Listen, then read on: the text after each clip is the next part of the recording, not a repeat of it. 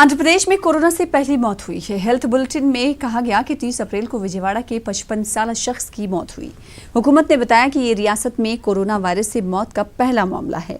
मरहूम का 17 साल बेटा भी कोरोना से मुतासिर है। इनके अफराद खानदान को अस्पताल मुंतकिल कर दिया गया है।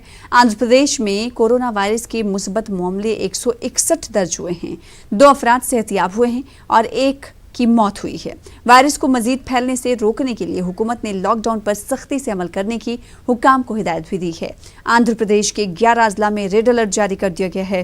कोरोना के पॉजिटिव केसेस वाले इलाकों को रेड जोन करार दिया गया है और ये अजला हैं नेल्लोर, कृष्णा, गुंटूर, कड़पा, प्रकाशम को हाई रिस्क इलाके में तब्दील कर दिया गया है और रेड जोन में इन्हें तब्दील करते हुए एहतियाती तदाबीर इख्तियार करने की अपील की जा रही है। कोरोना वायरस से मुतासरा इलाकों में 3 किलोमीटर इलाके को पुलिस ने ब्लॉक कर दिया है। रियासत के देहातों में आवाम लॉकडाउन की पाबंदी करने के लिए गांव में दाखिल होने वाले रियासतों की निगरानी कर रहे हैं और साथ ही गैर मकामी अफराद को दाखिल होने नहीं दिया जा रहा है।